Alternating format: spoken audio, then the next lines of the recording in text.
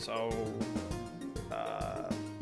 the events tutorial as a game. I haven't played it yet, have you? No. No, okay. We're just doing a straight playthrough and letting this teach us everything then, right? Yeah. Okay. So I guess that's always good for tutorials. If people haven't played the game before, teach them the controls. But since I assume everybody who's probably in watching this kind of tutorial, they already know Enter or Z interacts with everything, X cancels, arrow keys move. I'm not going to be toggling full screen just because while I'm streaming, that obviously causes flicker issues. Although I wonder if that would fix it. Reduce screen flickering.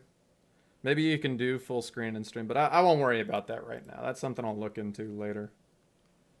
But something for you and I to come back to. Yeah. Hello and welcome to Events. This is a tutorial in the form of a game. Having some experience from forum questions that are frequently asked, Dreadshadow decided to create it. It's a game that helps you learn how to create games without hopefully losing any of the joy. An actually enjoyable tutorial. The goal of the game is to have a great time while learning how to do things in RPG Maker VX Ace. You'll experience a VX Ace introduction by a general tour and quick start guide, then by creating events and analyzing each command with examples, we go deeper. The player's true victory is knowledge. Okay, defeating a boss is also included. One last thing, this game is free. Selling it is prohibited. For credits and more information, please press Z facing the statues on the basic island or read the README file that comes with the project. Credits will also be in a scroll your hero will find early in the game. Please select a name for the main character, then we begin. What do you think? What should I name him?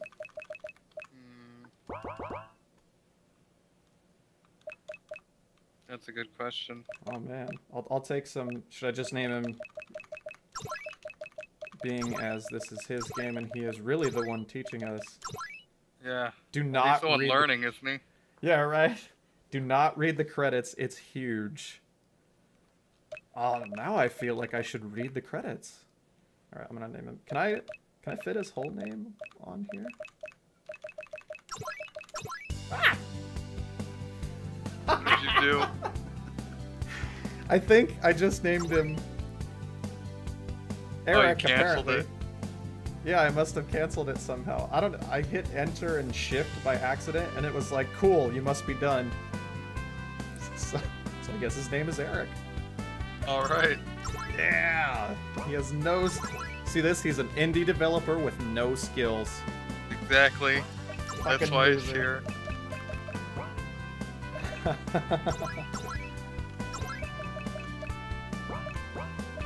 I know this is a tutorial, but he's got a description for the guy. He's an apprentice ace developer.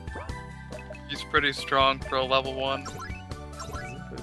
Yeah, look at that attack power. Dude's a baller. Shouldn't he be equipped with, like, RPG Maker manual? Yeah. Alright, you want to take a crack at the old man here?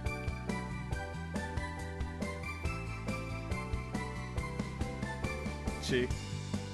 What? You want to take a crack at reading the old man here? Hello and welcome to this tutorial. Oh wait, should I do it in old man voice? Do whatever you want to do, man. I am the old wise man cliche character that will lead you to your journey of knowledge and stuff. At least be brief, old man.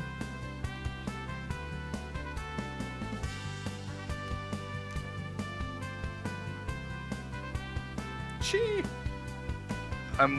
Oh, okay. I was watching the stream and then No, man, that's what the I totally Skype is forgot. for. Okay, here we go. Ready? Yes. Yes, of course, you can save your progress anywhere, then load the game from that point. Thus, you can learn at your own pace. You don't say. Cut that attitude, young lad. Okay, that's enough. Let's start already. You will teleport yourself to an island that has a lot of different paths. Okay, cool. Those paths are tutorials. If you complete one lesson, you unlock the next one. By clicking Z facing this crystal, you will open the save screen. I can press X anywhere and use save from the menu. Correct, boy, but it's a little faster using crystals. And it is also a visual reminder. That's why I created the crystals. Did you create them? Whoever created them. Oh, that is cool. It just goes straight to the save menu. Using that yellow drawing will send you to the basic island. You can choose tutorials there. And I have a thing over the rest of the sentence. And move using those drawings. Thanks. We're off now. Oh, I gotta hit enter. I thought I could just walk on it. Oh my god. Pressing F1 opens the software help. During playtime, you can press F1 for some fine-tuning features for your game. I guard this path, so you may pass it at the right time. Try another tutorial first. Well, I'm gonna go with the one that appears open. What do you think? Can you do, something? Start here, mate. This tutorial serves as a basic tour to the software interface. Alright, mate. A scroll's on the floor. I will take it. Let's see what it is. The ribbon has a name tag and credits is written on it. Oh, no, he said don't read it. He said don't do it. Okay. Well, the man says, please spare the creator for the next level. It will be lame, but it is symbolic. Enough already.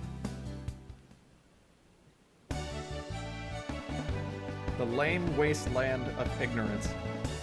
I gotta agree, this is a really boring map. What a wasteland! Seriously, couldn't this tutorial take place in a better landscape? When you start something in the beginning, you are alone and lame. Thus, the lame wasteland. Here you will learn about the interface. What do you mean? As you walk, the tutorial will explain everything you need to know for the RPG Maker VX Ace interface. Everything? Really? There might be some things left untold, but everything you need to learn is here. We learn better by using something than just watching stuff happen anyway. Okay, let's see. Let's begin with the toolbar. If you learn the toolbar, you automatically know the whole menu. This is the new project icon. By pressing it, you create a new project. This is the open project icon. By pressing it, you open an existing project. This is the save project icon. By pressing it, you save your project. Also, I think in most programs, Control S is a shortcut for saving. Make heavy use of that save project icon.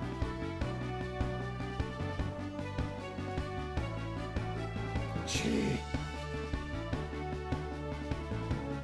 Is he there? No. Go to my document / RPGVX Ace and find the folder named after your project. Make frequent backups of that folder in case something happens. Keeping backup lowers the possibility to lose your work. You can copy paste this folder to another place like a USB stick or make a backup CD containing it. These You hear that cat? Yeah, I can hear her. It's really loud.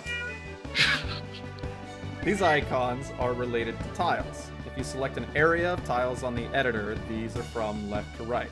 Cut, copy, paste, delete, undo. There's also keyboard shortcuts for all of those, but I won't get into them. You know, everyone's starting basic here. Cut removes the group of tiles you selected and stores it at the clipboard. Clicking a place at the map editor using paste, you place the cut part there. Copy works like cut without removing the tiles. About paste, we already explained what it does, and undo cancels the last action. This is the map editing mode button. You can draw your map by pressing that. This is the tile set palette. Yeah, what's his name? Is it Chester?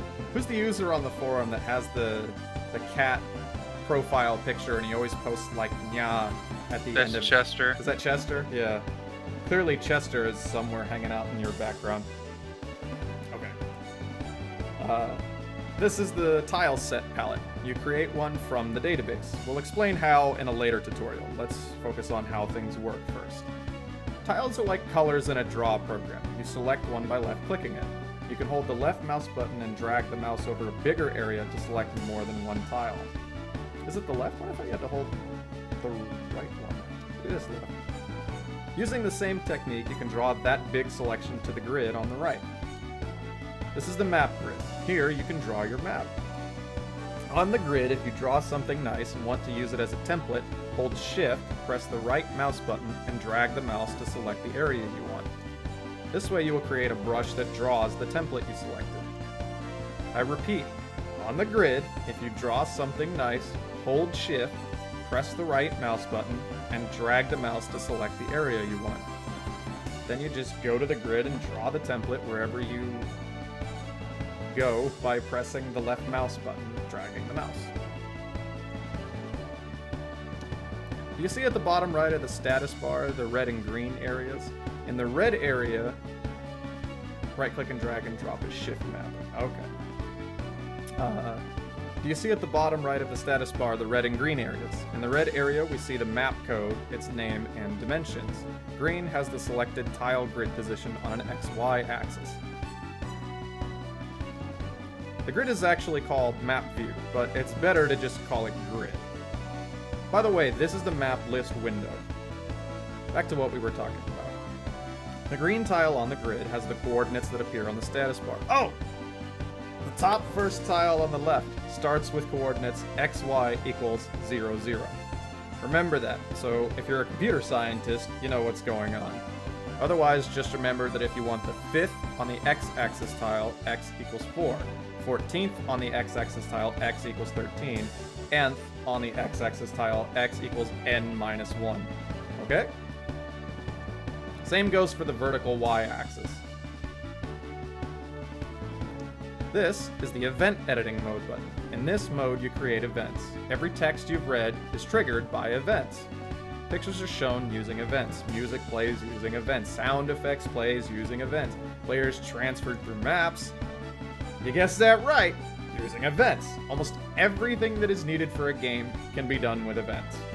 This tutorial will mostly focus on events. For now, keep in mind that you create an event by double-clicking on the grid using this mode. The region editing mode button. Regions have different random encounters. Using this mode, you can have many regions on the same map in a sophisticated way. We'll talk about that again in the future. Regions really are helpful, but they are sometimes a slightly more advanced feature. Couldn't you have some interesting story? Did this have to be a tutorial? Yes, it was needed. I made this mostly for the community. Will the whole game be like this? Nope. It must count as a game after all. Right. It actually has a story. You'll see. Flat, but still a story.